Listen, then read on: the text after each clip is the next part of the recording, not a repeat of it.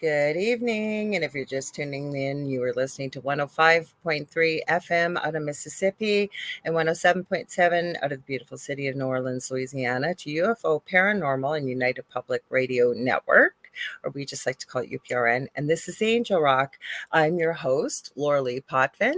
If you've been here before, welcome. We love to have you all back. And if you're new, come hang out with us. We love to have new people joining us because we've got a fan fave on tonight, but I'm going to introduce her in just a sec. I get all the housekeeping things out of the way.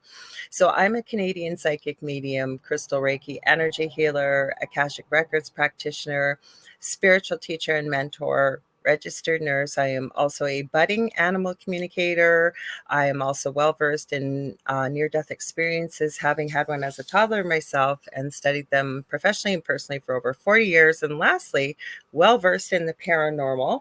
I always say we never went looking for it. It found us. And in our previous home in particular, we shared our story on the Travel Channel's Paranormal Survivor, season 4, episode 9. So if you guys like what you see, please like, share, and subscribe. This network's been around for over 25 plus years, and we stream multiple shows daily, 7 days a week. And when we're not live, the archive server dips into the last 25 plus years and randomly picks shows from past hosts, present hosts, and there really is something for everybody here. I believe we're almost up to 40 live hosts on the network. Hang on, I got to grab a drink here. Sorry. Hang on. Sorry. My throat was dry before I started, so I got a couple drinks here. Anyways, and there really is, like I said, something for everybody here. And we're always adding new shows and new hosts. So it's not all just spooky stuff, paranormal. We've got a whole gamut of different shows and topics. So please tell all your friends and family. And please like, share, and subscribe. So if the thing is, 80% of our audience is audio only. This network does broadcast to every country in the world, believe it or not. So if you're listening, you're not able to comment, but we love when you comment. This show, The Angel Rock, and my second show that I started with my amazing co-host and friend David Hansel, who is a medium and angel channel. It's called The Thing at the Foot of the Bed on Thursdays at 7 p.m.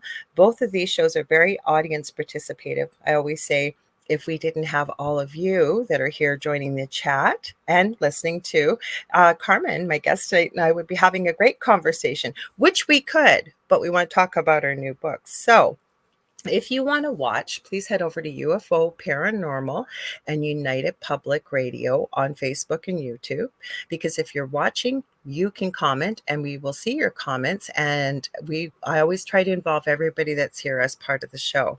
You can also head over to my YouTube channel, which is The Angel Rock with Laura Lee Potvin.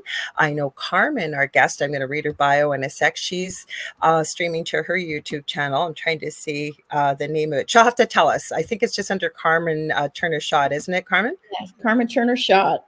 Okay. And we are also streaming to Canada's Most Haunted. I'm trying to think where else. I'm going to share it as we get talking to my profile on Facebook. It's public, so you don't have to be on my friends list. You could watch it over there. I'll pin it to the top. And lastly, we are streaming to my Instagram. You're tried it on yours, Carmen, but we don't know if it's live or not. Yeah, I'm not sure if it's working. Okay. Well, I was just going to tell people, though, the thing with Instagram, now there was a limit. They were only letting us stream live for an hour. So I don't know if they fixed that or not yet, because I haven't seen the little warning message come up. But they don't integrate the comments in the main chat here. So I try to pop back and forth as we're talking, and I'll try to pull you into the conversation if you're over there. So please don't think we're ignoring you. Let me see if I forgot anything. I leave myself a checklist now because I usually forget something. The last thing is, if you guys want to watch us on TV, you can. We have a channel for the network. It is on Roku. And how you do that is you're going to go to the channel store on Roku and type in UFO space P as in paranormal. There's a drop down list and we're about the third or fourth one down, and you're looking for UFO space paranormal and United Public Radio. and that is us. And you can watch us on TV. I think I have remembered everything I have to say. The other thing is, I want to remind y'all, we do have a big paranormal conference coming up here where I live in Thunder Bay in northwestern Ontario, Canada. We've got some huge people coming to speak, including Shane Pittman. We've got Jeff Belanger. We've got Haunted History that's on TV right now. And Carrie Lynn Shellhorn, one of our own hosts and one of my very close friends.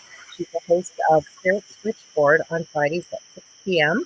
She is going to be one of the featured speakers. I am also speaking, but I'm in kind of smaller room.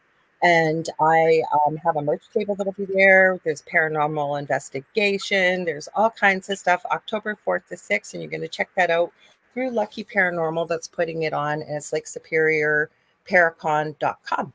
And we got Michelle Wilfong. Hello. I see Carmen already said hi to her. So, Michelle, I don't know if you joined the show before because Carmen's been on many times. I always say to her, woman, I don't know how you find the time to write the incredible books that you do.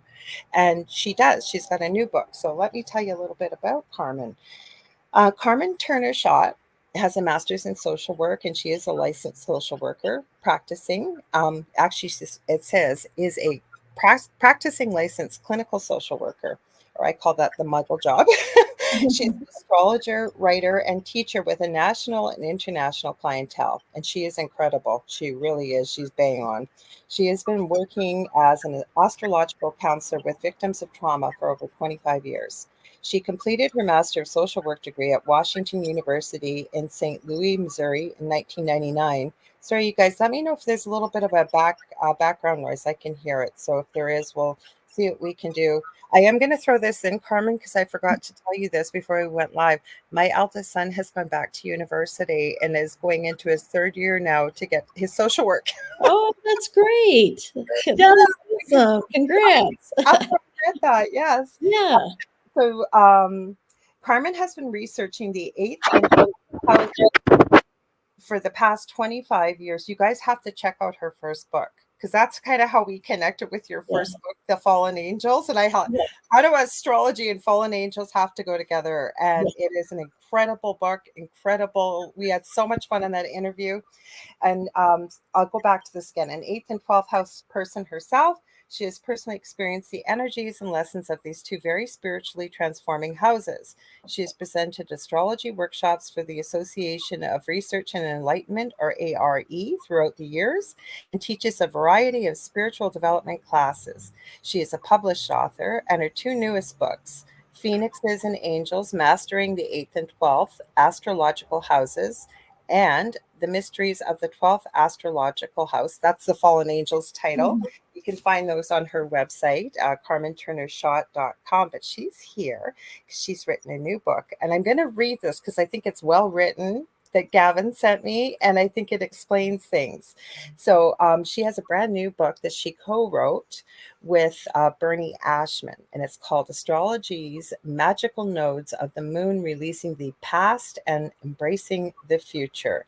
And it's a guide that will help you in learning the basics about astrology, the importance of the moon nodes in your birth chart, and your soul's highest purpose. I won't read the whole thing because we're going to talk about it. Welcome, Carmen. Thanks for your patience with me as I read away there. No worries. So I remember when you were on, like this was probably about 4 months ago, I think, maybe 6. And you were telling me you're writing another book. And I kept saying, how the heck do you do this? I have 3 books that I still have not gotten written. All I've gotten is the outline. So it's crazy. I don't know. I some of it is, I pretty much live on the computer. And so pretty much after my normal job, I'm on my laptop, and any spare minute I get on the weekend at night, I'm just plugging away. But this book, the Astrology's Magical Nodes of the Moon, about our soul mission and the moon's nodes in our past lives, it kind of came together easily because I partnered with my friend and mentor, who's also an astrologer, Bernie Ashman. He's wrote books too, and he's an 8th house Phoenix, and he's been in my Facebook astrology Can you group. explain to people though, because what I'm going to add is, and I've met people in our line of work that either know a little bit about astrology, which would be me, or they are crazy passionate about it. And when you came on my show the first time, you were the first person that ever made it so clear for me why astrology is so important. So can you maybe explain that, like what happens, why you need the birth date, and then what you're talking about? Because there's going to be people tuning in there who have no clue what you're talking about. Absolutely. So so everybody that when you're born, Hmm. you have what we call a map of the soul. And the map of the soul is what astrologers call a natal chart or birth chart. Hmm. And how we calculate that, if you just imagine, you're a soul, you're not a body. So you're an essence, you're an energy, whatever you want to believe, but it's Right. energy. So your energy decides to come into the earth realm at a certain time when your karma, when you're learning, when all the things are in line that your soul wants to come and learn. And Right. so, we pick our parents, we pick our situation. We kind of know before we come, is what I believe, that of what family, what situation will get us to where we want to be. So, what happens is on the day of your birth and the year of your birth and the exact time of your birth and the place of your birth. So, city, state, country is Hmm. very important to know your time and place, because that's how you get the most accurate chart. And what a chart is imagine that you're at Earth, you're looking up at the sky, the moment, time, place of your birth. All the planets, the 10 main planets in astronomy, are all in a certain area of the sky when you're born, Right. and they fall into one of the 12 astrological signs or constellations. So the planets are in a certain sign, and there's a certain area of the sky that they're in. And what we do is we break the sky into like a pie, into 12 sections. And astrologers kind of cut the sky into 12 sections. We take a picture of the sky at that moment, time, place, your birth, and it's like we put a picture of it on a piece of paper. That And it, when you said that, it was like a light bulb went off in my head. I remember you said for the first time, I was never forgot this. This was a couple of years ago. You said it's basically a snapshot of the sky, the moment you yes, basically are born. But what I do want to add, so you guys know how incredible Carmen is. We'll say hi to Z Sun Dragon. He says hi, Carmen. Hi, Michelle. Hi, Laura Lee, or Kevin. That's his muggle name. So he's one of our regulars too, besides Michelle. But where I was going with this is, hang on, I lost my train of thought as I had to say hi to people. Oh, I know what it is. So the first time you were on here, and you do offer, depending on your website, different freemiums or little giveaways. And for yeah, the longest time, Carmen was actually offering a free natal chart. And I've told lots of people about you off air, and most people say, "Well, I there's no way Carmen could work with me. Then I don't know what time I was born." I go, "Oh, she has a way to figure that out." But yeah, my chart, I didn't say a word to her, you guys. I didn't say a word, but I sent my time of birth, that I thought around. I had an idea. I sent my birthplace and my name. Carmen wrote me back 30 minutes later, or no, maybe it was not even that long. And you said, "Are you sure that that's exact time? Like maybe it couldn't have been a little bit, maybe a half hour one way or the other." And I went, "Oh my gosh, like how would she know that?" And I wasn't trying to trick you. I hadn't yeah, even thought of it yeah. until you said that, and you were absolutely right. That is how good you are. Thank That it you, was thank bang on you. the chart. It is because it's energy. So Mhm. when I know someone, or when you first meet someone, you usually pick up on their rising sign, which is the energy, that you give out to the world. We call the rising sign the mask.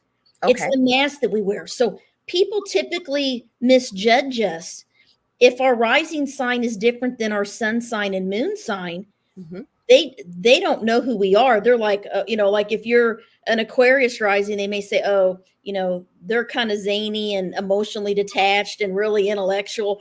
But then when they get to know you, could be a Scorpio sun and a moon in Taurus, and be really deep and passionate. And they don't see that side of you. So Mhm. that first instant is that energy you feel. So when I don't feel, when I do a chart and it's not number one, if it's not resonating with you, if you're like, no, it doesn't really feel like me, we don't have the right time. Number one.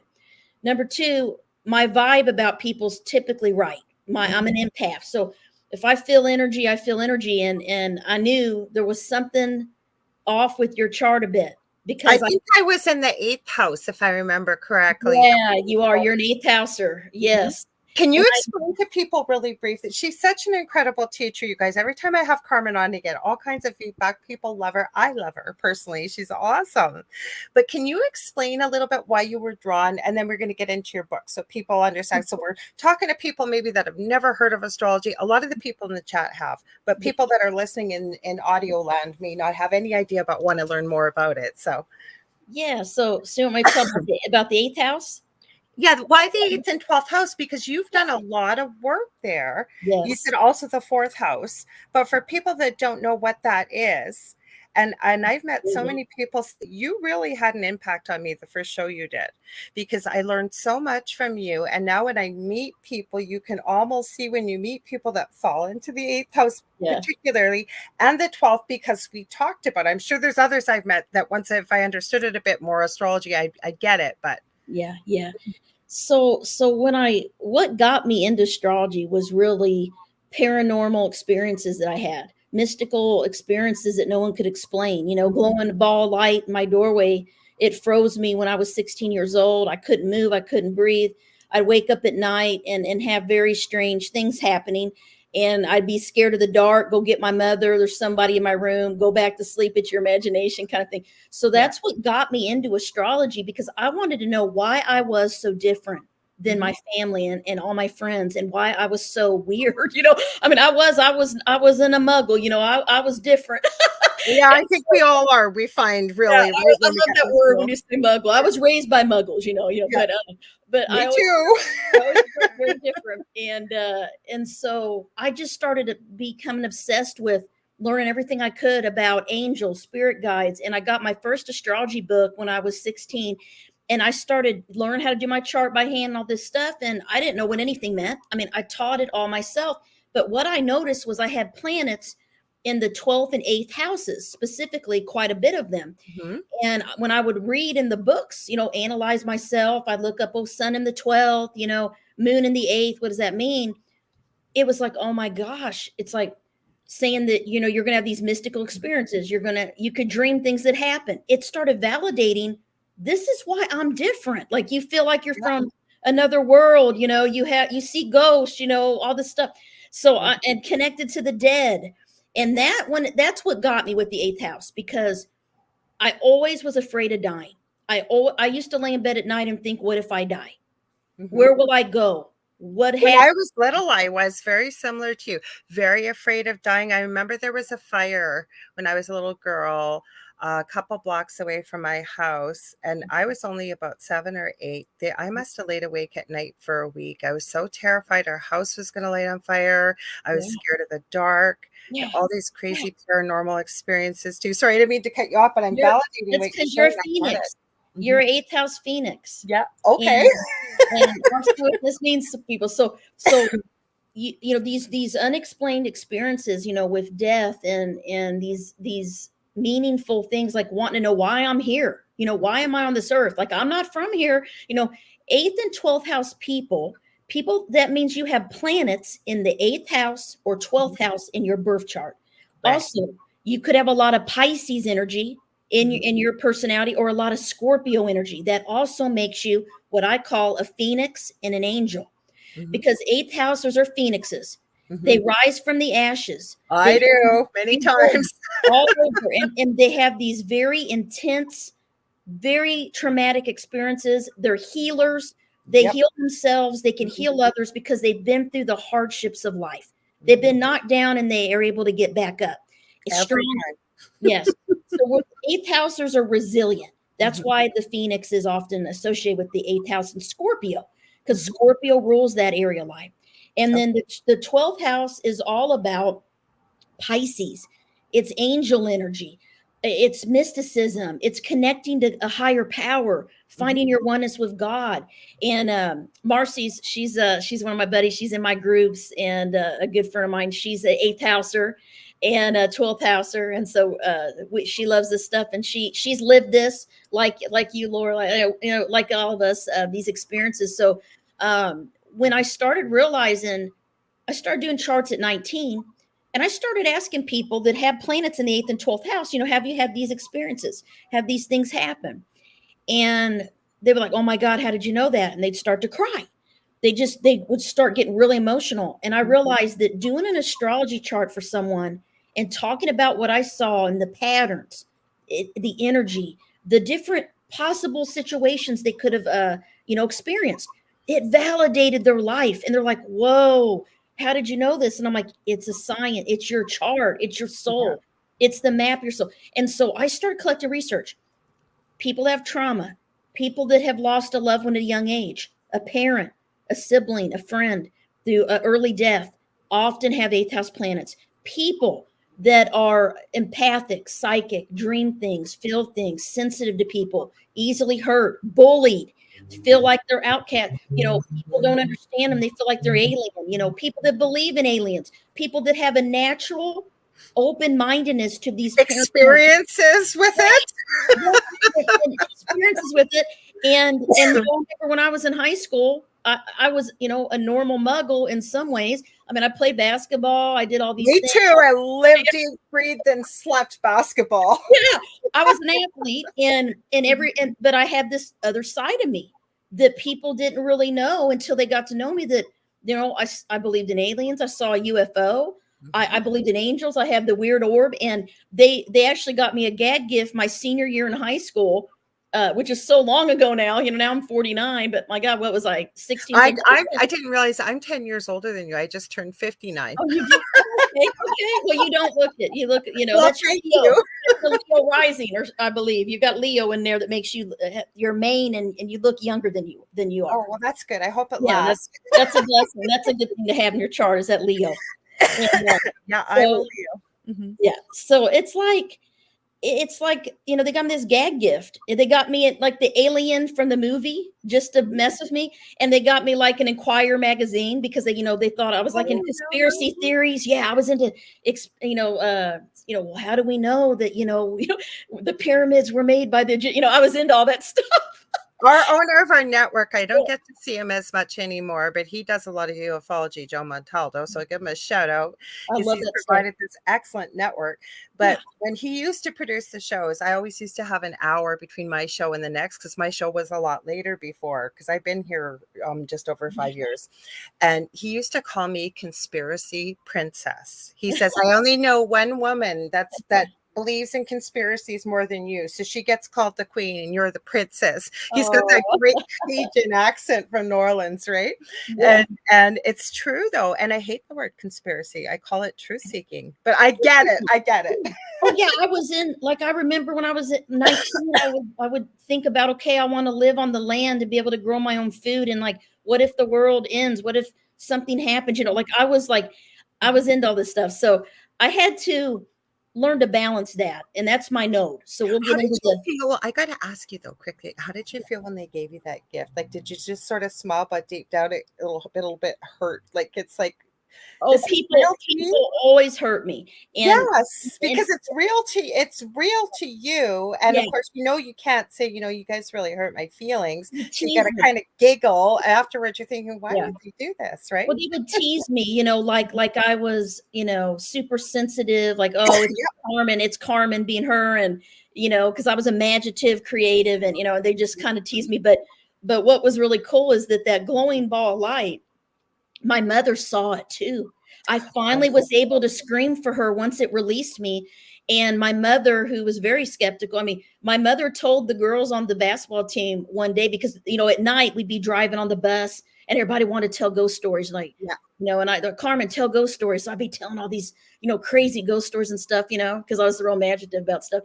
That's why I can't watch scary movies. Never. I hate them. I can't watch scares, even movies anything. I have seen with a lot of suspense, and I'm literally talking to myself going, why are you being so I can't watch ghost movies, supernatural, anything that's realistic or based on a true story, forget it. I will be up and I'll be seeing, I have to have the nightlight on, like I'm still like a scaredy cat. Like I don't even watch stuff because it'll get me. Even a commercial, I'll change it real quick because I'm like, I don't want to see it, because I believe in that stuff and I don't want to. I don't put my energy there. But anyway, my mom told him, hey, the glowing orb was real, so they were like, whoa, her mother saw, so they kind of believed me a little more, back then. But Mhm. I didn't really care because I was me, and I knew I was born this way. And Mhm. so when astrology validated that why I was the way I was. And so when I started collecting all these stories from people from all over the world, when even back before we had Facebook, man, I had people writing me about articles I posted out Oh, there. yeah. And I realized that they all were validating all of the spiritual experiences and abilities. So 8th and 12th house people and Pisces and Scorpio people specifically, that's my research, they have psychic gifts, Mhm. spiritual abilities that they're born with. Whether Yeah. they believe in it or not, they may block it, they may hide it, they may not even nurture it or know they have it, or they may know they have it, but they don't want to go there, or they embrace it and they end up becoming psych astrologers, tarot, healers. Yeah. And what's funny is every time I'm on a podcast like this, I always say, send me your chart, or they end up, sending me the chart. And they're all 8th and 12th house people that have these. Podcasters that you run into? Yes, all of them. Gosh. I don't think I met one that didn't have planets in the 8th and 12th houses, Mhm. or a lot of Scorpio and Pisces. They are in, this is what they talk about. This is like them. And I'm Mhm. like, oh my God, you're an 8th houser. And they're like, what's that mean? And I start there, oh, that's me. Oh yeah. I was just on a show the other night. What was it? Paranormal Soup. And Oh, Jason's show. I know it Jason. was such a blast. And he's like, oh, I want to have you back on. I was looking at his chart, everybody's chart. And but yeah, 8th house. I mean, it's just the way it is. And Pisces. Jason has abilities. I haven't been to his show in a Mhm. long time, but I can tell you in my previous home with our paranormal experiences, Yeah. he helped me in so many ways. I used to go to his show every week and I Yeah. would call in. I have some recordings from he called them ITC nights at Halloween. Wow. That if you heard what came through, you wouldn't want to because it would scare you. I don't want to. This was intelligent, and they say EVPs or electronic voice phenomena for people that may not know listening. Usually you got to have headphones on, you got to listen 10 times and you're not sure. This is like you and I talking. And Whoa. and I'm not a major Potter fan, but that's where Muggle comes from for Oh yeah, I people. love that. Yeah. But okay, but the voice of Slytherin when Harry Potter's speaking Oh. snake, that is Oh. what that voice Oh no sounded no like. no It's no called no no. Jason by name on there. This is Ew. all live, No. unplanned. I'm getting goosebumps as I'm telling Yeah, you. I don't want to. I don't want nothing to do with that. Jason is awesome, and I promote his show many Yeah. times on this network because he's got a great show. Oh Mhm. yeah, it's so fun. I love going on. And the cool thing, now that I saw Marcy said something that's important for you to know. You are in your Saturn return right now. Okay, so what does that mean? Okay. So the Saturn return has to do with the nodes of the moon. Okay. So I'm explaining. You know what? And you always read my mind when I'm on here. I say this because you really do, because that's where I was going with this. Let's get into this because I don't, and guys, I'm honest, I don't know a lot about astrology. If you've been on my shows before, you know that. I am one of those people, but I'm telling you, if there's anybody that can teach you, it is Carmen, because I never really got it. I always used to say, I know I'm a Leo and somebody's in this house and that house and this moon and that. I got no clue. But you actually really inspired me, and I've learned every time you come on here. So please tell us. Yeah, thank you. Thank you. So I know. that birth chart we're talking about, Mhm. there's a planet called Saturn. Mhm. Saturn is known as the teacher. It's Okay. the wise instructor. It's karma. So Saturn shows our karma. It shows our past lives. It shows where we feel a little bit cautious, a little bit uncomfortable in our life. Saturn brings a lot of wealth and good fortune and like work blessings. I Usually need that. later in life, though. But Saturn everyone has a Saturn in their birth chart. Everyone has this. So what happens is we call it the Saturn return. So the first time you ever feel the pull towards your soul mission, which is your north node of the moon, it's a horseshoe looking thing like Mhm. headphones, and it's Yeah. in your chart. That the first time you ever even know why you're here is not until the age of 27 to 30. And that's the first time Saturn kicks our butt, so to speak, because it awakens us to, wait a minute, we're here for a reason. And so it brings a lot of change and upheaval into our lives at that age period which we call, cycles. It's a cycle. So 27 to 30, people get married, people have babies, people I did. divorce, people change Mhm. careers, people get sick, they I move. almost died. I had a lot of upheaval in those years. Yes, I Yeah. did. And Mhm. and what it does is it awakens us. For the first time, we start feeling the pull towards the north node sign and house in our birth chart. Before that, we're all living in the past, which is cozy and comfortable, in our south node, which is an upside down headphone. And that's what the whatever sign it's in, whatever house it's in, is what our soul has brought into this lifetime. All of Okay. our gifts, all of our abilities, all of our interest, all of our karma, everything we've learned in our soul, we are the south node deep in our soul. We're naturally that way. We don't have to try at it. We've mastered it. But Okay. this lifetime, we have to start balancing. I don't want to say give up the south node, but we do have to give up some of the negative traits of the south node so we can move into our soul mission, which is the north node of the moon. We're here on this earth to master the north node of the moon, the sign it's in and the house it's in. That is the most important thing in your astrology chart, guys, is the north node of the moon. Well, I'm comfortable with this. Whenever you might wait, and we've done this before. So my birth date is August 15th, 1965. I always thought I was born at about 5:10 a.m., but you figured it was probably earlier a half hour. It could have been later a half hour. Mm-hmm. Hi, And Julie Jean Bassett. We got Cosmic Child 11 or 1111 says, "Hi, Carmen. So good to see you." hi, But I everyone. know just so to them because you are a really incredible teacher, and I've told you this many times on the show and off the air. The thing I like about it is you really demystify this. Like that is so the way you just described the nodes. Yeah. Anybody could understand that. So I hope so. That makes me feel good. So thank you for validating that, because that's what I want to you do. are the first person, and I tell so many. I have sent so many people to your website. I've told so many people about you, and it's because I half the time it sounded like somebody was speaking gibberish. I had no idea. Like I knew I was a Leo, and then you'd hear about this house and this house and this moon and this. And it's like I got no idea what you're freaking talking about. You made sense for me. Thank you. Yeah, Mm. because astrology it seems complex, Mhm. but I want to teach it so everyone can love it as much as I do, because it's my passion. And a lot of astrologers, and there is a lot of science and technology, like degrees of this and aspects and all this stuff. I don't even go there. I want to teach people that don't know anything about it, or just kind of know their sun sign, or want to learn more, the basics, and to see it as a tool of energy and self-awareness that you can use in your life to heal, transform, and become more resilient as a person. That's my goal.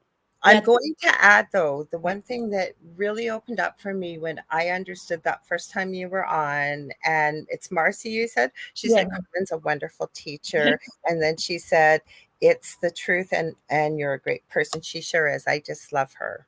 But the one thing that really came to fruition for me the first time you were on, and I was so intrigued. I never say no to Gavin, anyways. Gavin Oh Davies, yeah, for anybody, he's an incredible publisher. Always amazing. sends me wonderful authors. But we've gotten to know each other, and there's been times you've been on not even through because Gavin, because I love what you do. But after that first time, and what really intrigued me was fallen angels, and I had to know, what does fallen angels have to do with astrology? We now know that was at the beginning of the show, but it Yeah, made me realize when we come here and we're going through tough times, yeah, everybody has them. What do people feel like? They always say, I'm so alone. Why am I here? I don't even know why I'm here.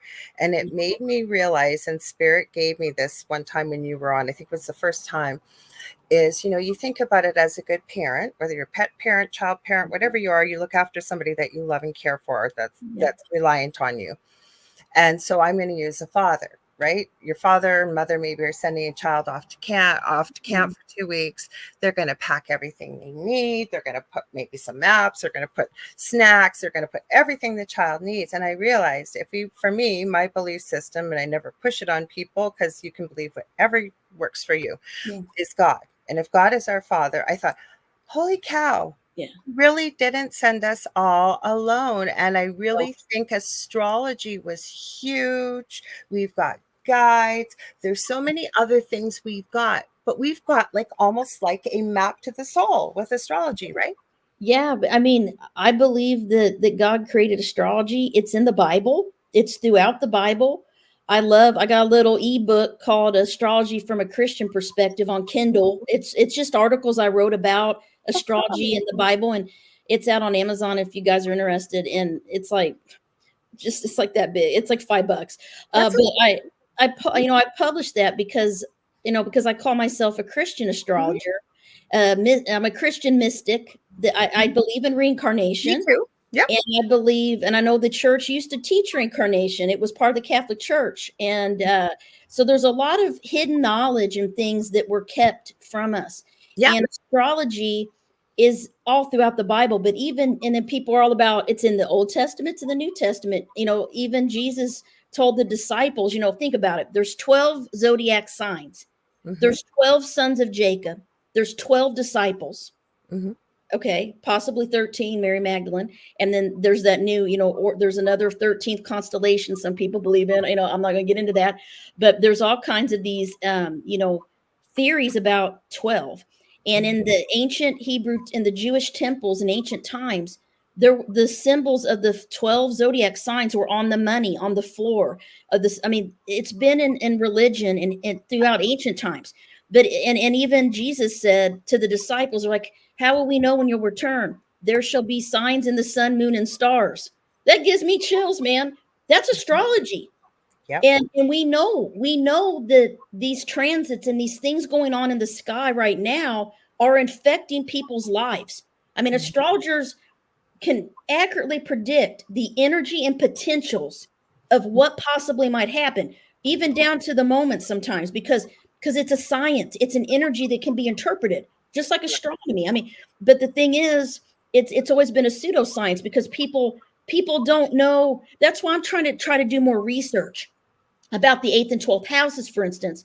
And I'm doing an article. Actually, I did a quantitative research study recently on the 12th house specifically in 5 patterns that I have seen in random charts of people that I'll just say, send me your charts if you have 12th house planets.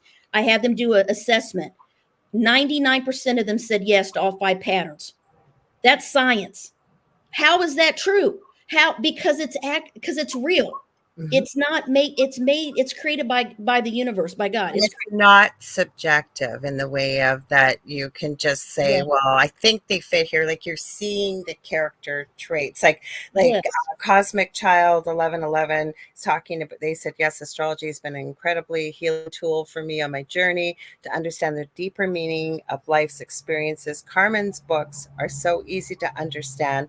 I have 3 of them so far.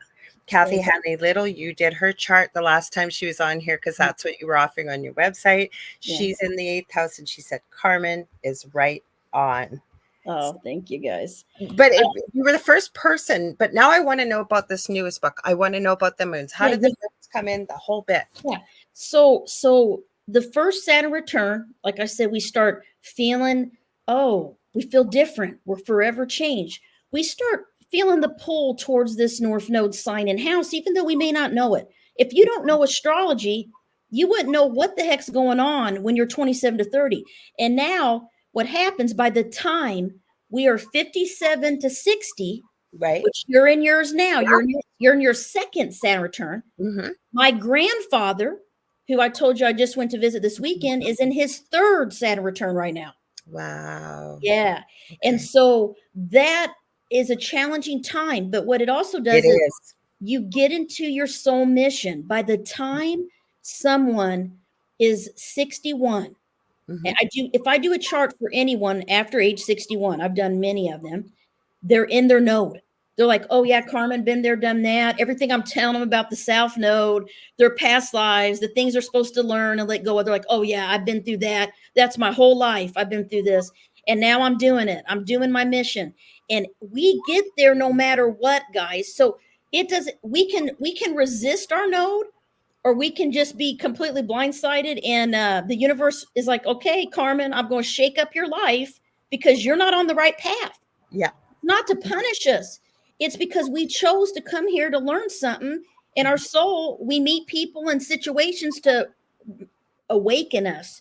and to open our eyes to why we're here. And it may be, some people might bring us pain.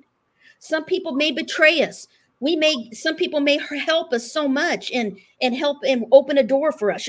Everything that happens is to get us into the North Node. And Mm-hmm. I knew this for about 10 years now. I started realizing how important the nodes were. And because of my own life. And I thought, my North Node is in Scorpio and my South Node is Taurus. Mm-hmm. And my North Node is in the third house, which is writing and teaching. Oh, then you're doing what you're supposed to be doing. Well, I'm trying, but I'll be honest, and I'm doing the third house stuff, but I still am struggling now because I'm only 49. I'm not in the node fully yet. I'm not done learning, but Right. I'm trying to become a Scorpio. And I can say that 10 years ago, I thought I will never be a Scorpio. How am I ever gonna feel like that? Because I'm so opposite of that. I'm like a 12th house Pisces, Virgo, like mystical, like everybody's like me, idealistic and imaginative. And Scorpios don't, they're like, I see through you, you're full of crap, I don't trust you. They trust their gut, they're very Black and white. My brother is a Scorpio, just astrology sign, and he's like that. Most I met my ex-husband was too. Yeah. Well, they can cut people off eventually that aren't good for them. That's what I did not know how to do, because I would always let people back into my life that hurt me. I would always forgive and open that's 12th house, because 12th house angels, 12th house people lack boundaries. So I knew I got to become a Scorpio. So this is the thing about Scorpio. Scorpio North Node people and South Node Taurus, and this also goes for when they're flip. Say someone's South Node Scorpio, North Node Taurus. It's a similar energy. Those nodes are the nodes of healing, the nodes of forgiveness and letting go of the past, and they're the nodes of being very spiritual. And how do you do those things without having some pain? Think about it. So I'm going to go. I agree 100%. I always say when things are status quo, and I use the example when you fall in love for the first time. Everything is beautiful. Food tastes better. The colors are brighter. Life is amazing. And what do we all say? I wish it could be like this forever. You have no impetus for change. When we want change or we want to evolve, grow, whether we like it or not, it's pain that we go through. And you have the choice to stay in the victim mode. You have the choice to start moving on and moving out of that pain so you grow and learn, right? So I had an experience happen, and I've been knowing I need to be a Scorpio North Node. I knew this, but I was running and I was listening to music, and I was feeling really like a victim. I'll be honest with you. I felt so hurt. I felt like I couldn't heal. I couldn't truly let go of the past. It was my Taurus South Node. I was still living in the South Node, and we have to balance, right? So life happened, and I was running and walking in my hometown, and I'm very nostalgic because Tauruses are connected to the past. So my hometown, old love, old friends, family, and I was in my hometown when this happened, and I thought, why is this happening to me? Why are you doing this to me, God? This is kind of what I asked myself. And I heard this voice in my head, and I told my daughter this. My daughter's like, "You're crazy," because she's hearing voices. Her nodes are opposite of my nodes. So I'm going to get into that too, guys, with parents and children, because they're here to be your mirror and to teach you things. And we're learning from our children. They're learning from us. So I'm going to get into that cool research I did about the nodes with kids in our family. But I said, why is this happening to me?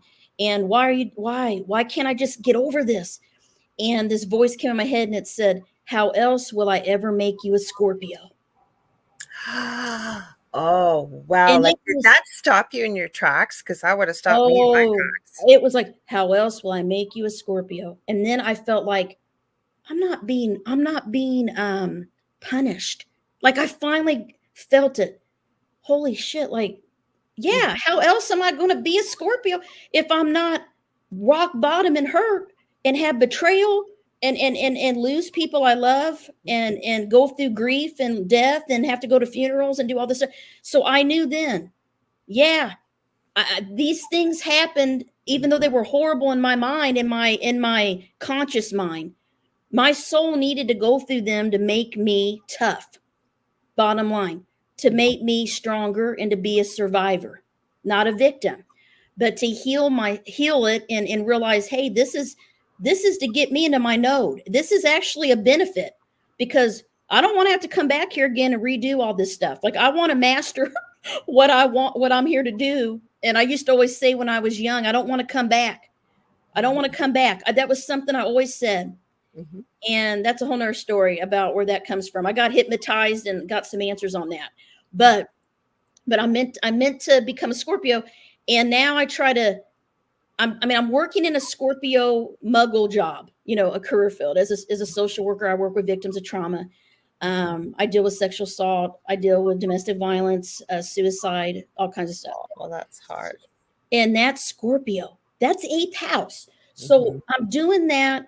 And I'm meant to balance the practical side of life, which is Taurus, making money, having security, being able to pay your bills, being able to survive, your basic needs, with doing something deeper and spiritual to help other people, to teach and write about it. And that's what I do with astrology. So I'm trying to learn how to balance this. Like, I'm still in it, but by the time I'm 60, 61, I know that I'll be where I'm supposed to be. So I'm just waiting for the universe to, those triggers, like So those. that's all I got to do. Wait another couple years. Yeah. Well, you're in it. Like, but yeah. And then, I mean, I think there's going to be a lot of things happen that are going to flow for you, that are going to click. It's happening right now. And I understand the law of attraction. I've been working on it.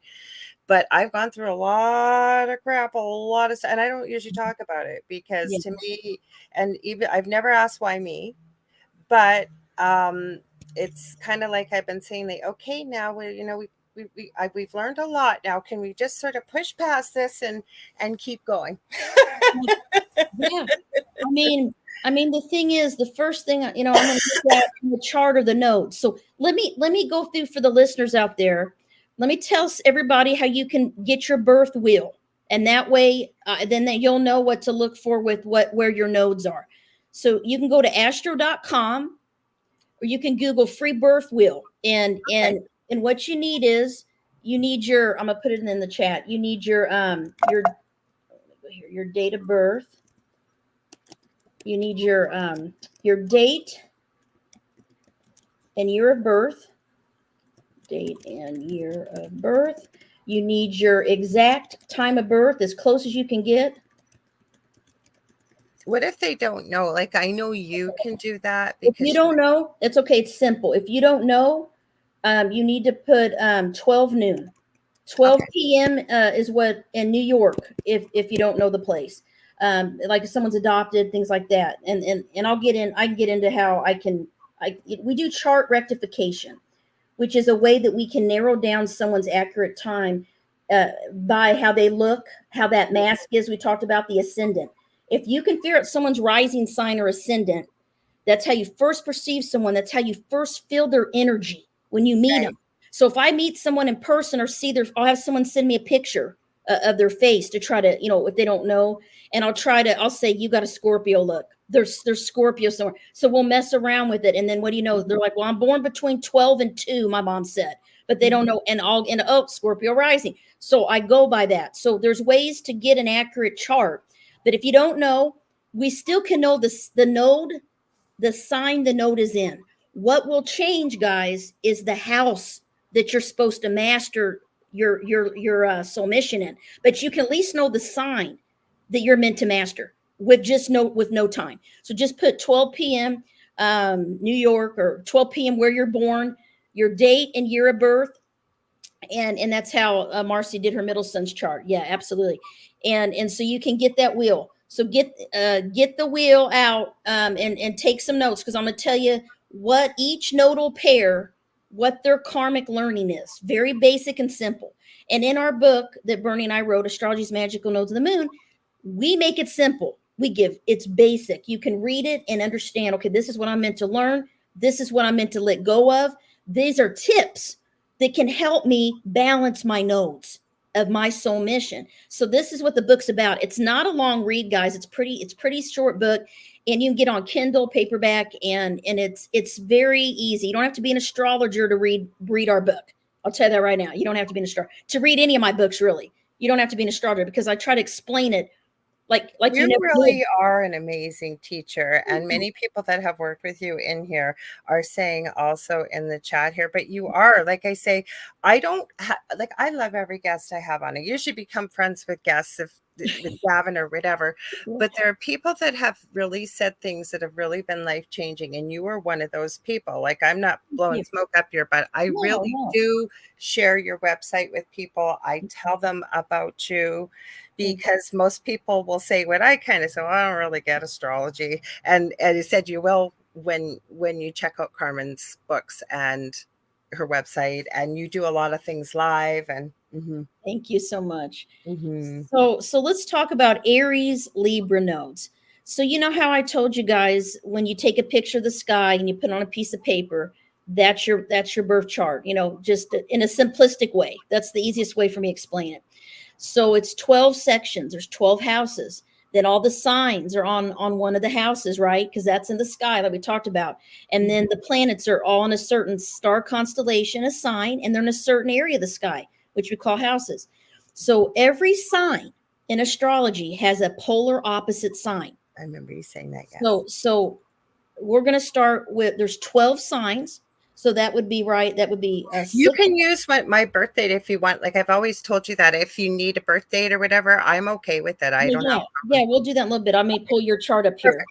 I'm looking for it as I'm talking to you, because I know you sent me one. You need to put in the chat what your date, time, place, everything in the private chat, and I'll pull it up here on the side in a minute, because I didn't tell you this. I had a mat crash and I lost every chart I ever did for 8 years in April on the solar eclipse. Yeah, in Aries. Because guess where it was? In my 8th house, on my 8th house moon, and I had to have something taken from me, and it was my computer. Lost everything, all my manuscripts, all my pictures, all my charts. So I started from scratch on April 9, guys. So if you ever did a chart with me before, I don't have it anymore unless you shared it with me since, and or if I can find you in an email. Oh, it was awful. I cried. I had a lot of sick feeling in my stomach, guys. It was awful. But I wish I'm glad that it was just my computer and not someone close to me in a person, because I was worried, because there was a stellium in my 8th house during that solar eclipse, the huge one on April 8, guys. And I felt it like I was dying. I mean, it was all in my 8th house, on my Aries 8th house stellium. And I was like, I'm going to lose something. I just had this bad vibe feeling. The thing is, even the Apple people couldn't figure out.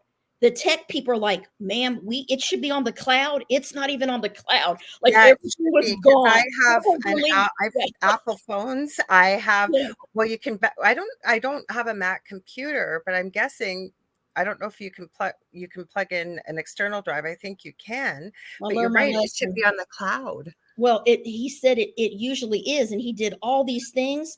And guys, the only way I was able to save anything is that through email. If I had emailed something to Yeah. myself, so guess this, I was halfway done with a book that was due. My new book. I got a new book coming out next August. Again, another one. Well, then you got to come back on again. Then too. I got another book, guys, and guess what? I had to get an extension. The due date is September 14th, because I lost all of it. I had to start over. Oh my gosh. 8th I'm house, death heartbroken. and rebirth, guys. 8th house. Anyway, so yeah. So message me your stuff, because I don't have your chart anymore in there, because I did it before my crash with my mat. It was awful, guys. It was awful. And the same week, my mat crashed. I had a car accident and I burnt my finger really bad. This is Aries, guys, like 8th house Aries stuff. I mean, this is why I believe in astrology. I'm like, whoa, like I can't make it up. But then I had 3 good things happen.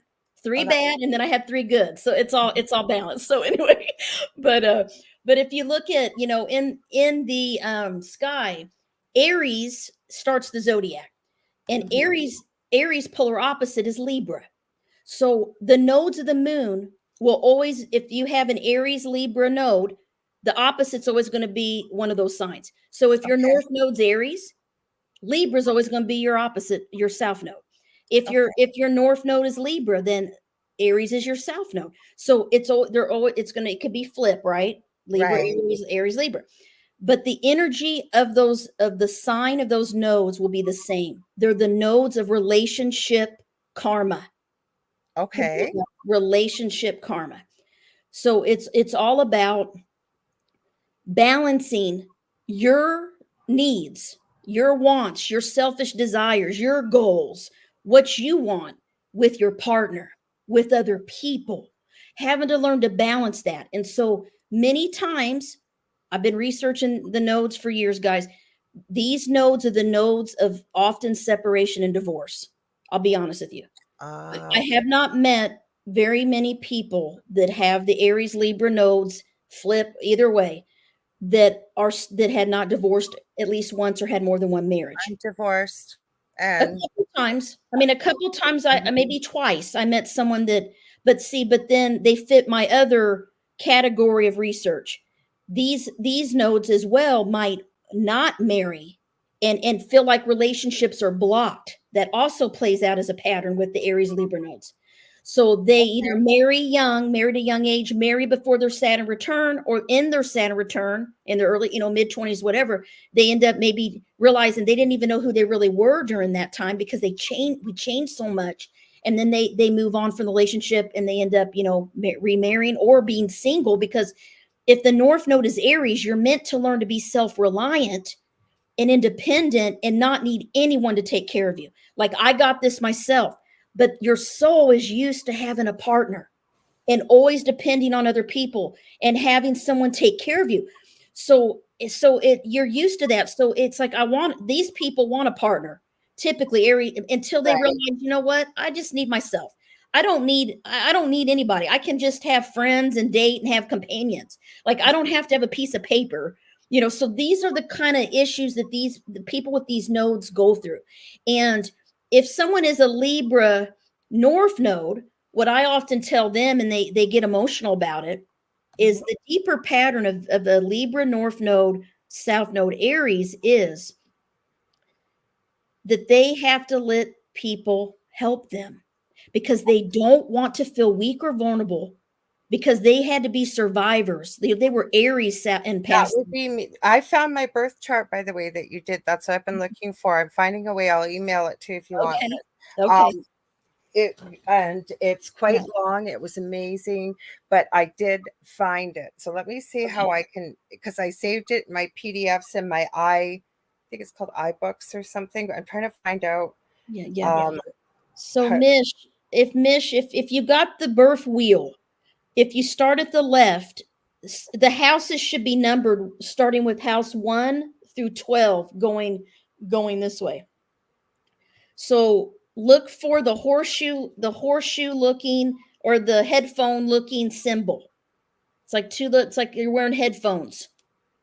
That's the north node of the moon. Okay, that's your soul mission.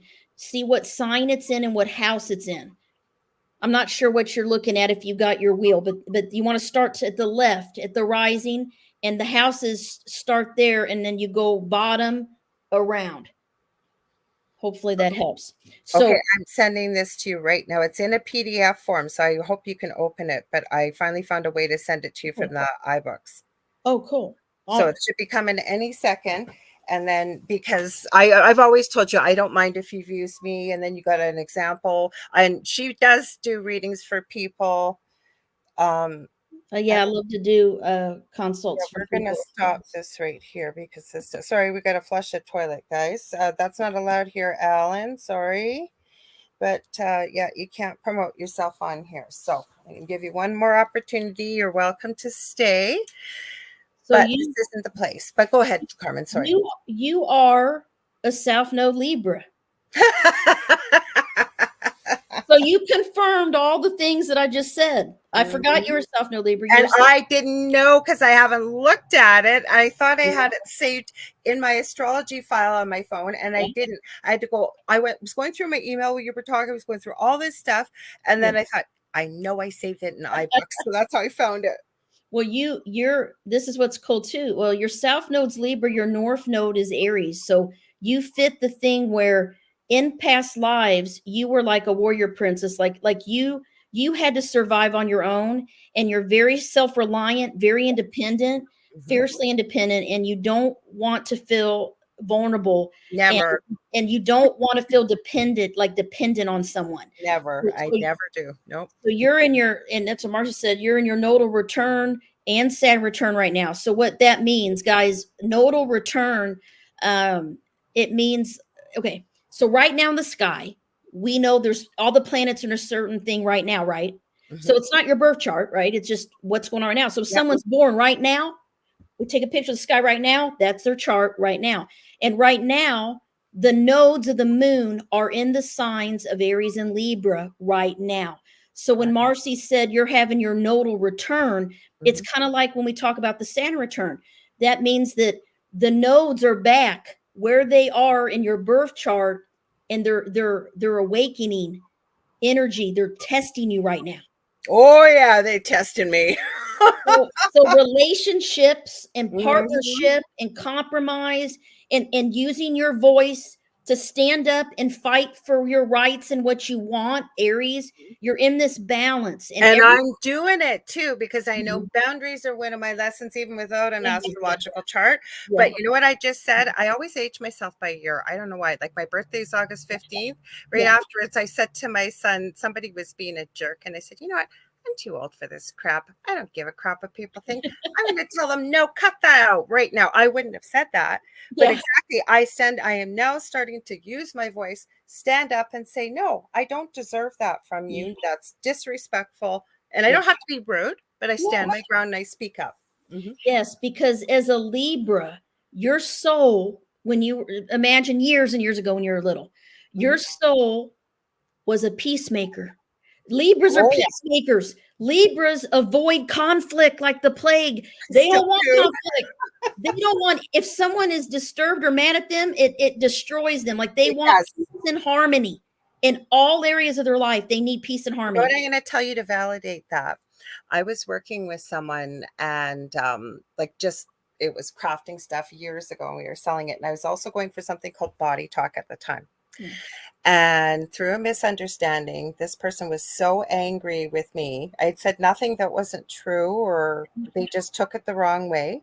They decided they weren't going to go work with me with this craft fair and the whole bit. When she did my body talk, she said it is literally akin to somebody having a cancer diagnosis, the amount of stress Wow. and because I just felt so awful Yeah. because that's not what I meant. And they cut off all communication because they heard it from a third person. I wasn't Wow. talking about them. I hadn't said anything mean. And No. she said, I cannot believe the distress you have over this. So I'm Wow. telling you, it is absolutely right. Yes. I hate conflict. Yes. Yes.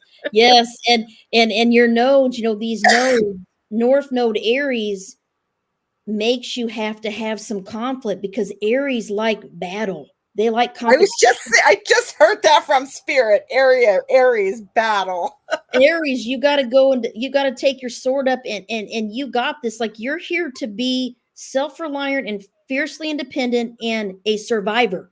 Aries are the most resilient sign in my opinion, even more than Scorpio, because Maybe they that's have a why my son came to yeah. me with the severe autism too, because it forced me to stand up. It forced me to speak out. It forced me to be an advocate, things I would never have done had he not been in my life. Advocate, that is the word for an Aries North Node, to Mhm, advocate for mhm. yourself and other people. And also, you're good in a crisis.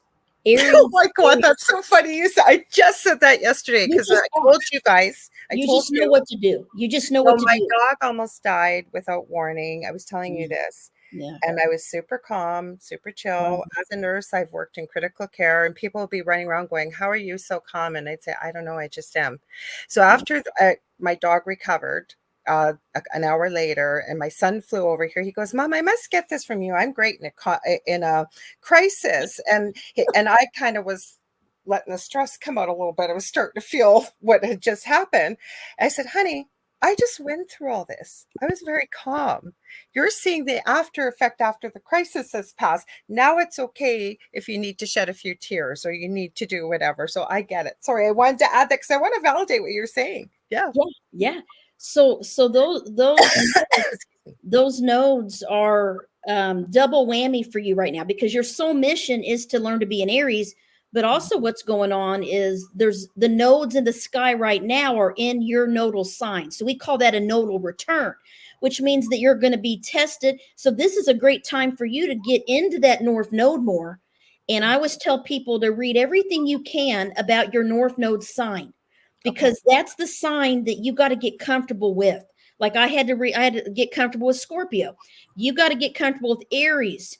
Oh, and Okay. it just feels like I'm wearing a wool coat thinking about it. Like it just feels so. Ugh. Yeah. Yeah.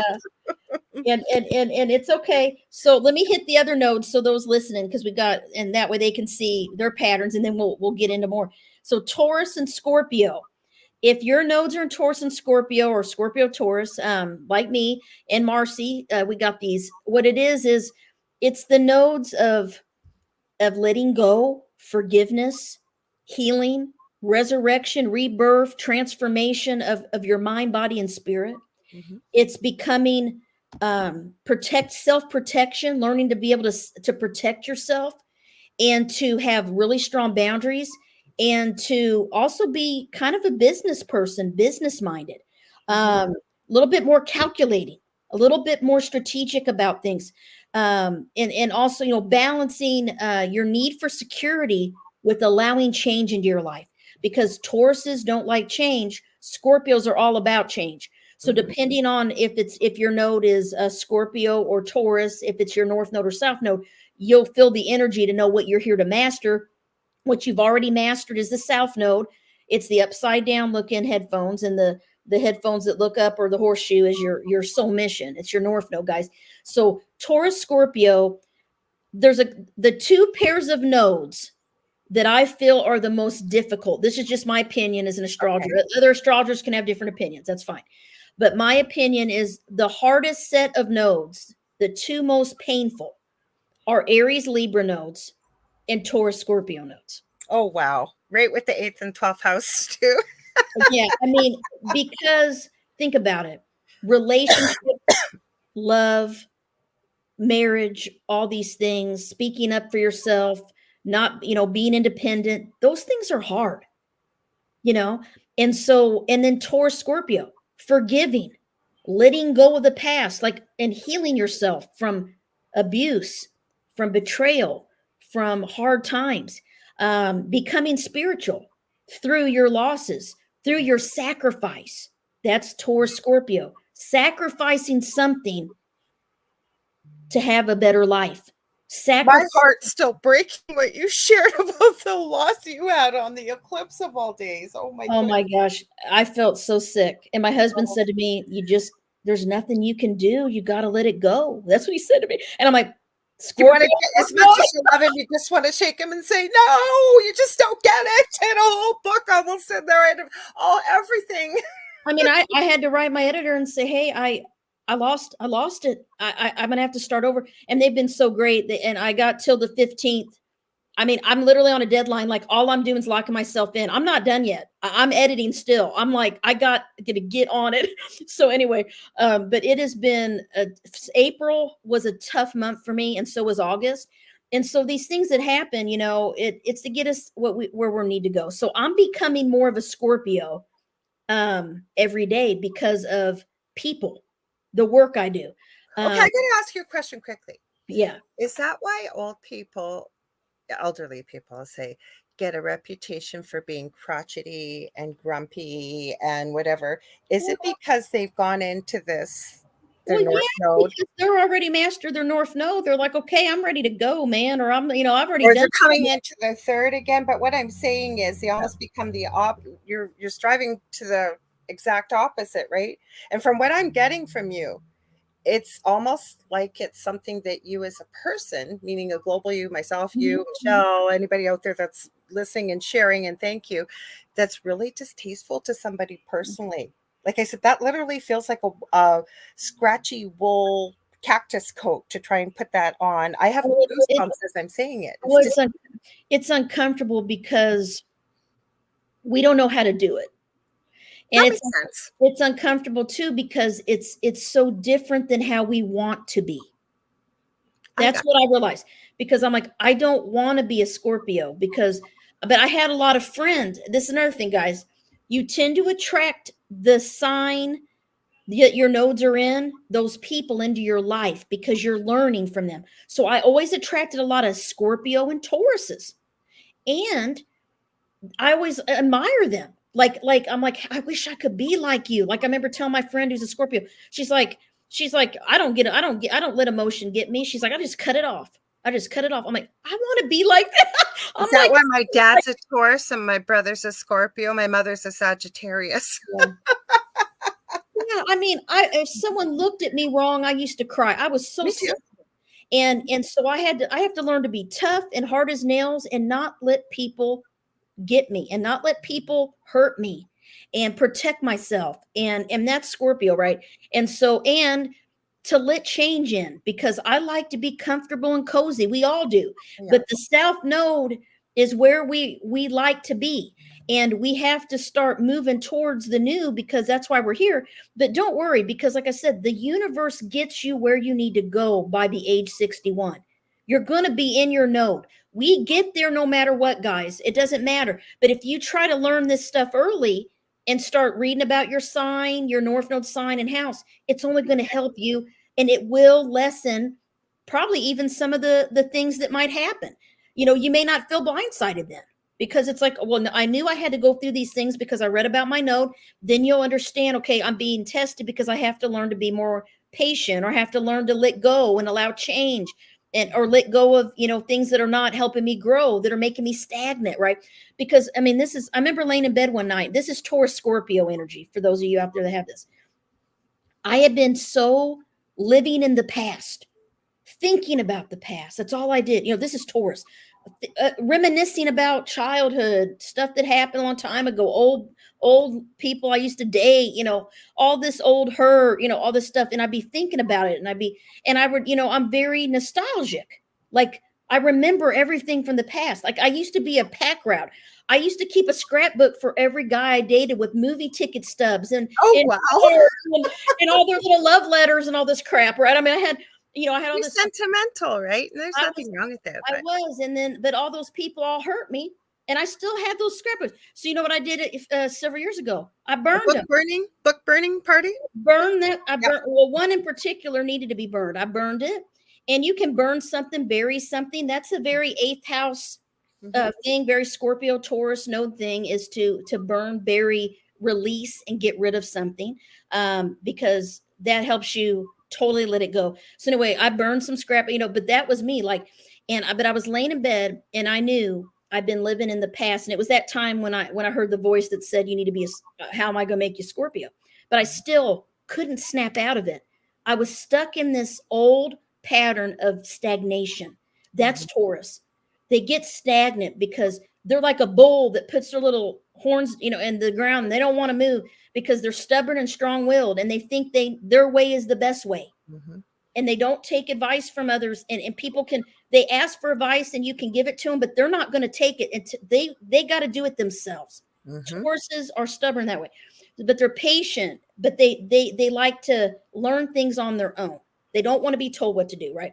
So I knew all these things, but I was still stubborn. I admit it. I was strong-willed, and I laid there, and it came across me. I just had this feeling: you have to completely let the past go if you want to have your book published. I felt it come over me in the night. It was 3:00 in the morning because I had just sent my first manuscript in. And they were scaring me because they're like, well, we don't know if we're going to, do it because we got to do a market analysis and we got to make sure, it's going to sell and all this stuff. And I'm like, oh my gosh, I wanted it so bad, but I thought, I don't know if they're going to do it. And I was like, I may not I have to self-publish again. I didn't want to have to self-publish again. I wanted to get a published book, right? Astrology book. And that was my Sun Signs, Houses, and Healing book. Was the first one I got published. So I laid there and I knew I have to let go of the past, but not just that, a specific person. And this person It was a karmic thing that had gone on since I was in high school. It never there was it was like a connection that never was severed. And I it had was like one of those. and I knew, and it was like you have to let it, you have to cut the cord, let it go fully forever if you want this book. You want, and I knew, and I'm Because it was holding you back. oh yeah, And it was you're holding me making back. so much sense because there's some things that I really want to happen, especially in the time period I'm in right now. And I know what I want to need to do, but fear is a big detractor from moving forward as well, not just Mhm. comfort. But I just love what you said earlier that if you familiarize yourself with your own personal birth chart and what you've got going on, it's not so jarring and blindsiding because you kind of have an idea, right? Yeah, you know, you kind of know the energies that are coming, the energies in your life, and you can, you know, do you know where to lead, you know why certain things are happening. So I did. I finally said, okay, I want the book. I'm ready to let it go. I'm ready to go. I don't know how. I didn't know how. I didn't know how not to be a Taurus. I mean, we don't, you didn't know how not to be a Libra. You're still there. I'm still like, I'm still a Taurus girl at heart. I mean, I'm like, I don't, this Scorpio stuff, I'm like, oh, the only thing that helps me is I got eighth house. So I got a lot of Scorpio energy because of eighth house planets, which helps me. But to be a true Scorpio is to be business minded and strategic and calculating and healing. I mean, it you know, psychological too, but trusting their gut and trusting and not trusting people. See, I'm opposite of that. I trusted everybody. I believe everybody is I had no idea, for example, yeah. that I have trust issues with people. Julie Jean Bassett is here. I'm going to give her a shout out. She's Okay. an incredible animal Oh, communicator. She nice. always comes to the shows. I took my animal communication course with her, but she's also a Oh, shamanic practitioner. And oh, she validated for me something that happened that should never happen to a child at the age of 4, that on a shamanic journey, I didn't say a lot, but she saw it, and she wow. really helped me with a lot of healing. So I want to give Good. her a shout out on Thank here. But you. Thank mhm. you. That's great. But And I'm realizing a lot of things you're saying over what's been happening over the last year or two, yeah. making a lot of Yes. sense. You're in that nodal return and all the you're in your Saturn return, double whammy, both. So you're getting you're gonna embrace Aries soon. You already are, you may not know it. You may not see it, but other people around you, your family and friends probably see you being more Aries, being more assertive, being more straightforward about how you think and feel, Mhm, standing up. Well, what about me? I don't like that. I don't want that because mhm. Libra never does that. Libra is always about how can I please other people? I'm a How can people I pleaser. how can I yes, how can I give other people what they want and make them feel safe and good? They neglect themselves at times, Libra. All the time. You gotta be an Aries. You know what Aries keyword is? What about me? I am. I really don't like that term, but right, yeah. That's because you're a Libra soul.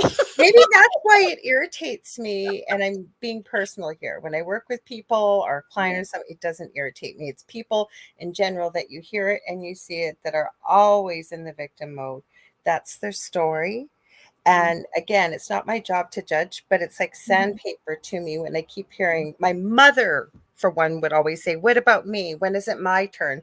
The woman lives the life of a queen practically and can't see it. But well, that's now victim's a little different because Aries is not a victim. Aries is confident, brave, courageous, Mhm, assertive, impulsive, bold. They trust their gut instinct. So Aries is not victim.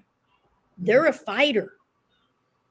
They're like I'm gonna do this and I'm gonna make it. I'm gonna survive and I'm gonna take care of what I need for me first because they know that they got to survive and they don't want to have to depend on anyone to have to give them money or to pay their bill. They want to be able to do that on their own. mhm, That's what you're moving towards. mhm. So I've always been that way. Even yeah. when I was married, I always had my own bank account. Mhm. Hubby had his own bank account. We put Yeah. money. I've been very independent my whole life. Yeah, Always. that's good. So you're that's the thing with the nodes. We're balancing them. So you're not giving up your Libra. I'm not giving up my Taurus. We're just learning to balance the nodes. So let me hit the others real quick. So we got Please do, yes. Because Carmen's going to try. We could talk forever. Carmen's going to try and duck out a few minutes early. I'm going to hang with you guys till the end. But she just got back into town and jumped on this show, which I'm so grateful for, as I'm sure all of you are, because she's incredible. But I will have her back. You are a fan favorite, by the way. Go ahead. Sorry. Thank you. Thank you. So Gemini, Sagittarius, guys. So Gemini, Sagittarius nodes are the nodes of learning and knowledge and communication. So if you have those nodes, you're here to learn, study, all the hobbies, all the things you love. You're here to network. You're here to socialize. You're here to travel. They're the nodes of travel, exploration, adventure, and talking to people verbally, writing, radio, teaching, natural teachers. I love to teach. These are the nodes of that. So if you have Gemini Sag nodes, very big into learning. Also freedom and independence. When you have the Gemini Sag nodes, it doesn't matter south, north, that polarity, you're gonna be a free spirit. You're not gonna want to be tied down and told what to do. You're gonna like your freedom, and you need to feel independent, but it's hard. So relationships, you need someone that can mentally stimulate your mind. So you need communication is key. So relationship partners or whatever, friendship, you need people that can talk to you about topics you're interested in. And that's how you fall in love, is through someone's mind first and through talking. Mm-hmm. So, they always say the number one reason for divorce is communication issues and money. The top two reasons people divorce. Communication. It's a big one. So you guys are natural communicators, natural teachers, adventurous, explorer. You love to travel to foreign countries, be on the move. You can be restless. There's a restlessness in your spirit where you always feel like you need to be doing something, or you're wanting to go somewhere, physically moving around, driving in your car with the convertible down, whatever it is. But being outdoors, hiking, all those things. So it's a big thing. Oh, hi, Christine. Hi. Got some of my peeps in here tonight. Good. You just highlight. If there's a comment you want me to highlight, I will be happy to do that. Nice. And so Gemini Sag guys, I feel like they're fun nodes. They're fun to me. They're lighter. They're air and you can feel the difference. Air and fire and get out there and travel and explore. And so then let's do Cancer Capricorn. Cancer Capricorn, this one can be a little challenging too. I'd say the third most difficult set of nodes. So Cancer Capricorn are the nodes of family karma. Family karma. And that means your parents, your childhood, your roots, how you're raised, the family you came from, your family who raised you, and then the family you make, your partner, your marriage, your kids. And these are the nodes of balancing the home and family with your career and your work. Yeah, that could be a hard one too. Yeah. Home and work. So, we always talk about work-life balance.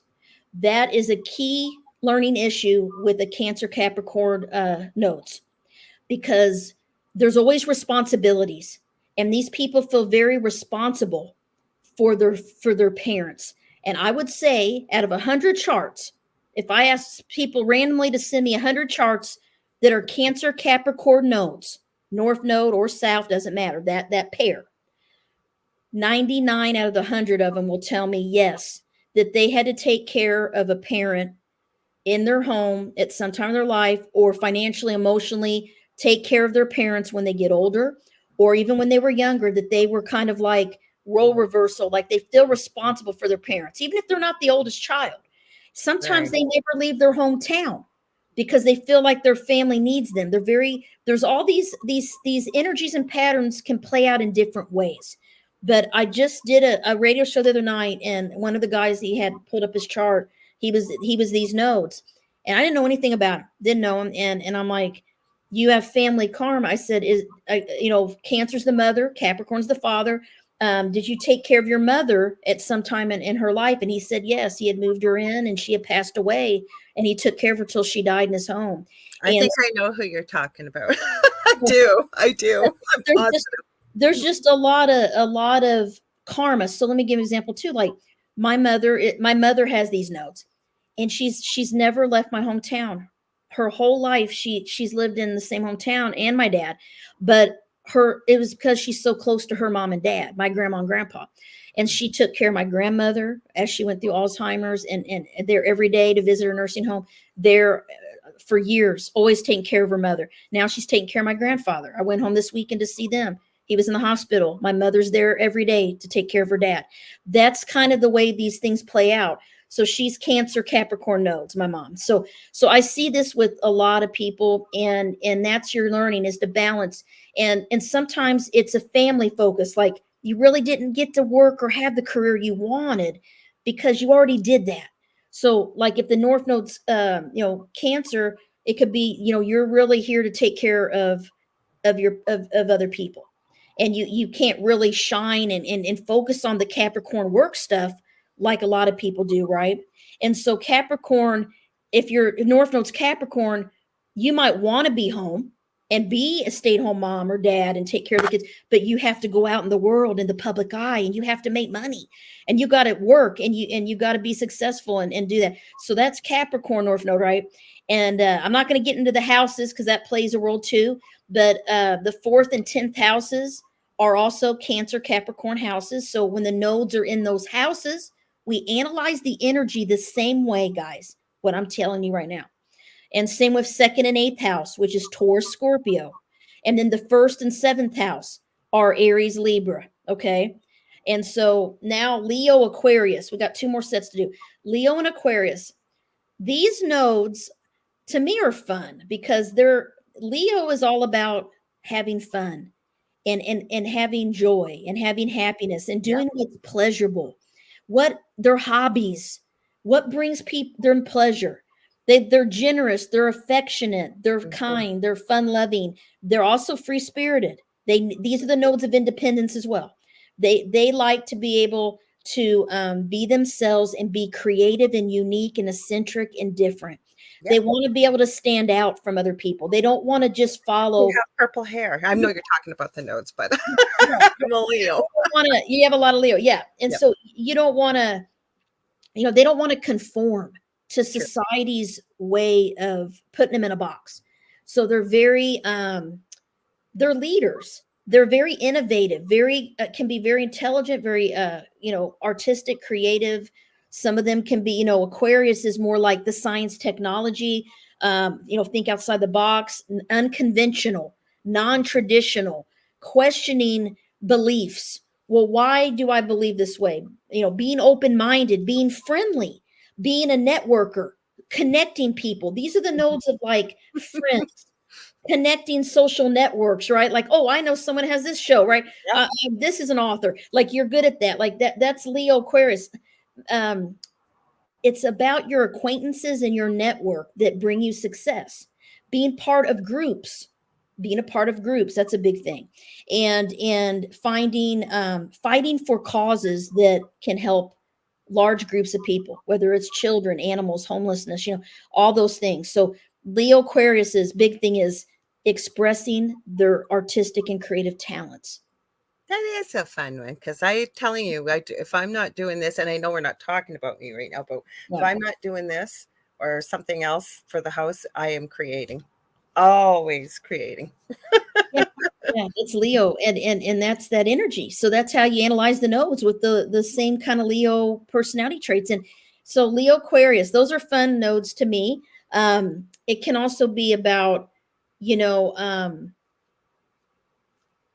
Leo likes to be in love. Okay, they rule the 5th house of children, love affairs. That makes me think of Jennifer Lopez. I have no idea why, but I'm pretty sure she's a Leo. Yes, she is. She's been in love a lot. She's been married a lot. She's been in love.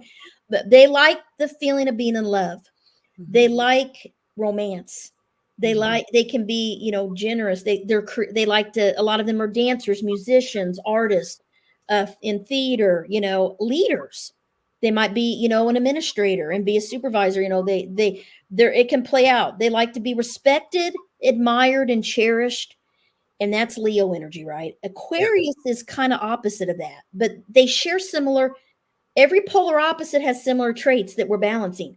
When I say polar opposites, people always think that means they're very different. They're actually very compatible. They actually share similarities in astrology. So it doesn't mean that they're polar. It means they're a lot alike. In I've fact, had a lot of friends that are Aquarius, a lot of that's why. Aquarius. That's why we draw our opposite sign, because it balances us out. Mhm. That's why we're balancing the nodes, because they're opposite signs, but they're similar. So Yeah. Aquarius is more detached emotionally. They don't need to have that love and the feeling of a Leo. They are more about, how can we be friends and talk and debate different topics? What Mhm. do you believe in? They really love to connect with people that believe in other people and believe in the same things they do. Or they like to open up people's minds and shock people and awaken them to thinking about things differently. That's Aquarius. Like, they want to My dress. closest friend right now, she is one of the sweetest, kindest people I've ever met in Aquarius. But yeah, the things she knows sometimes blow my mind away. And I do connect with people on an intellectual basis. I am fascinated by people's minds, and especially when you can have a very stimulating conversation like this. And she is like that. So you're absolutely right again. So Aquarius, Leo, Michelle said her son's a Leo. This is a cool thing about these nodes, the Leo nodes and Leo people. Leos, almost always, the Leos I've ever known or did charts for, they have a lot of good luck with getting a high level position at early in life. Yeah. Whatever curve they're in, because they're the sun, they're ruled by the sun. They shine, they rule the public, they get noticed, they're very charming and Yeah. flirtatious and friendly, and they love people, and people love them because they'll flirt with you. It's hard not to like Leos, because they're kind and happy people. Do They you all find though very and I'm not trying to keep you because yeah, I know you're trying to get through the signs, but very quickly yeah, with people that are Leos, so they almost know what people need. Like you walk up to someone and you can kind of yeah. tell, like just you can They're feel it. good. They're good. Oh, They're very intuitive. They're very intuitive. I got a good friend that's a Leo. He's a coworker. He was a coworker of mine. He got a new job now, but we worked together for a while. Um, he knew what people needed, exactly what you just said. He knew, he'd say, he said, "Hey buddy," he called, and he just, he knew if yeah. someone needed someone just to check on him. He knew if someone, needed to go to lunch, or, and he was very charming, very charismatic, but they're good with people. Leos are good socializing. Hmm. So are Aquarius. This is what I'm talking about. It's socializing, the social networking, connecting people, talking. Oh, I know them from there. Oh, I knew him. They connect people. And then that makes people like them because the same people. So, that's kind of Leo.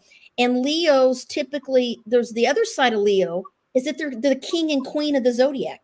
So the king wants to be in charge, or the Hmm. queen. So they like to give the orders and they like to take care of people, but they want to be in an elevated position. So a lot of them end up being leaders because they know how to lead people, and they like to, they're good They're good with administrators. people. They're good with people. They I can will be add good. quickly, Mish is a Leo, and so she shared she thinks that a lot of people dislike her, and she doesn't understand why. So maybe she needs a birth chart. I don't know. That would help her maybe figure out where she is and why this is sort of happening. Would that help? Do you think, Carmen?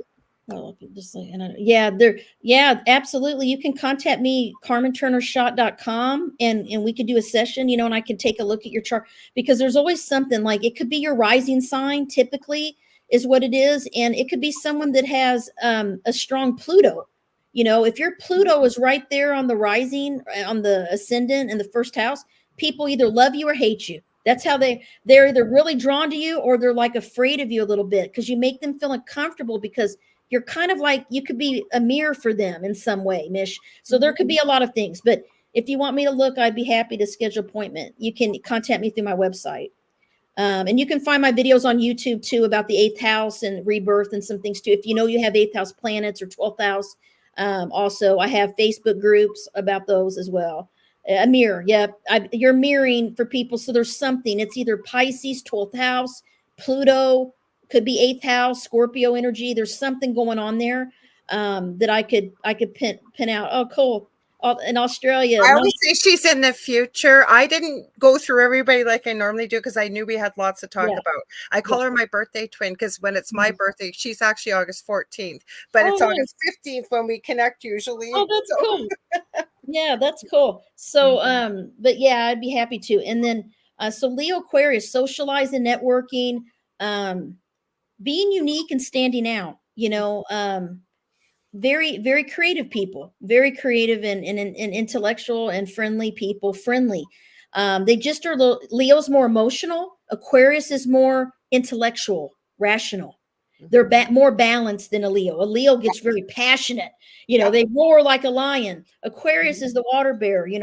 They're balanced. They're Oh, air. us. Air sign. Yeah, yeah. They balance the emotions and they want to help people. They care like a Leo, but they're more unemotional. They're more detached from it. Mhm, They don't have to be in love. They kind of doubt that stuff because they're an air sign. They're like, well, it's just going to fade. That doesn't make sense. Like, do they agree with me? Do they have the same beliefs as me? That's more important to them. Can they communicate and talk with me? Can they be my friend?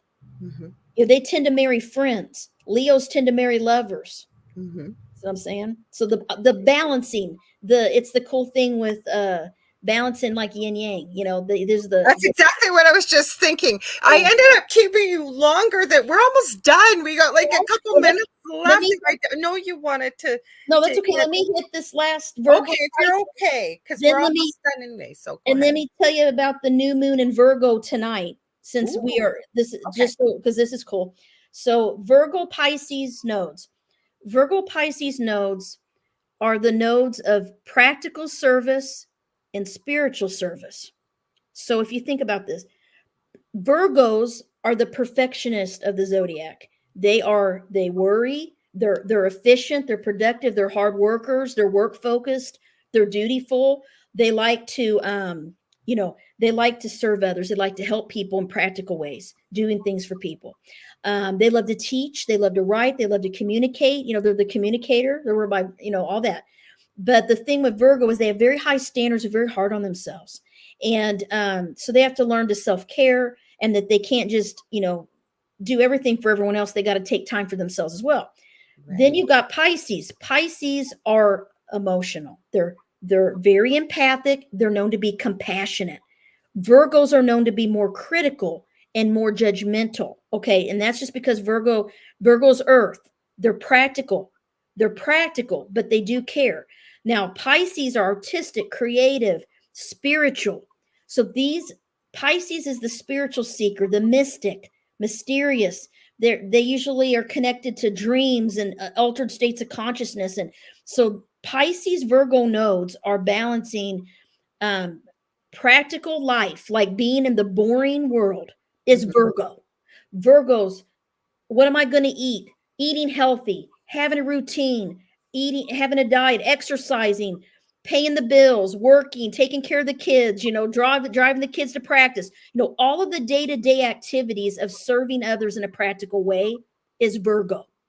So if Okay. you have the node in Virgo, the north or south, you're either learning to be a Virgo, or you're releasing that perfectionism and that high standard, and the always feeling like you have to be doing something. That's Virgo.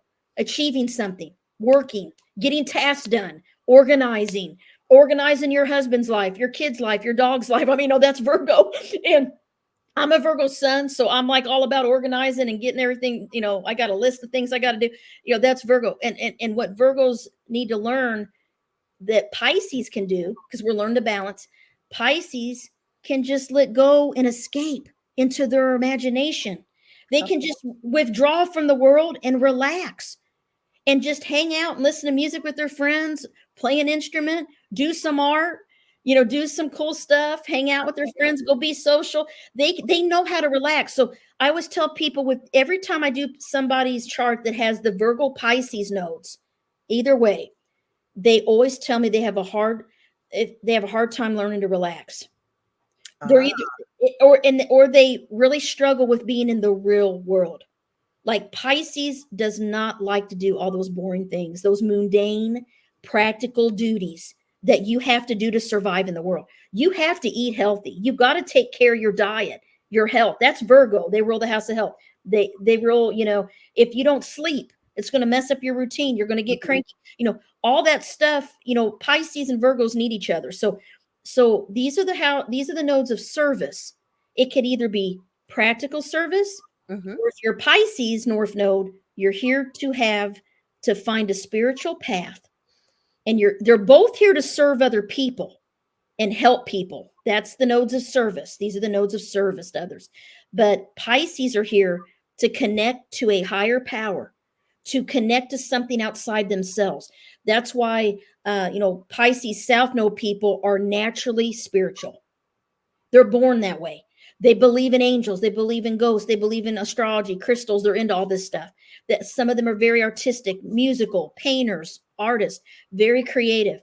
And they also can be prone to escapism, idealism. They can get hurt easily because they don't have boundaries. Mhm. So Pisces lack boundaries, and they're learning to protect themselves and not to trust people so easily. And Virgo is more logical and practical, and they can see, but that doesn't make sense that they told you that because of this, and this, and they analyze things. And Pisces like, but I love them. I feel love. And Virgo's like, but it's not healthy. They're not good for you. So they are like these opposites that are really similar.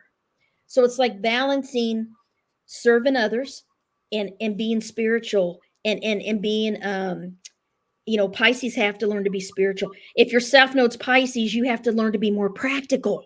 Mhm. Practicality and compassionate spirituality, balancing that. We got about 2 minutes Oh, we left. do? Oh my God. Please tell us what's significant about tonight and where to find you. Okay, yes. Well, there's a new moon in Virgo tonight. And what Okay. that means is anytime there's a new moon, it means that we are supposed to set our intentions of and how to manifest what we want. So we need to Okay. make our goals tonight. So we need to, I'd say, get your top 5 things that you want, Okay. and believe that you have them, and really figure out, what do you want? Is it better health? Is it to get more motivated? Is it to get your book finished? Whatever it is, because Virgo are the doers.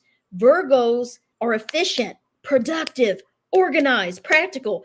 All of us are going to feel the Virgo new moon energy, and we're going to be able to get a lot of stuff done and accomplish that we maybe normally wouldn't. So guys, this is a good time. If you're a procrastinator, you can tap into the new moon energy tonight.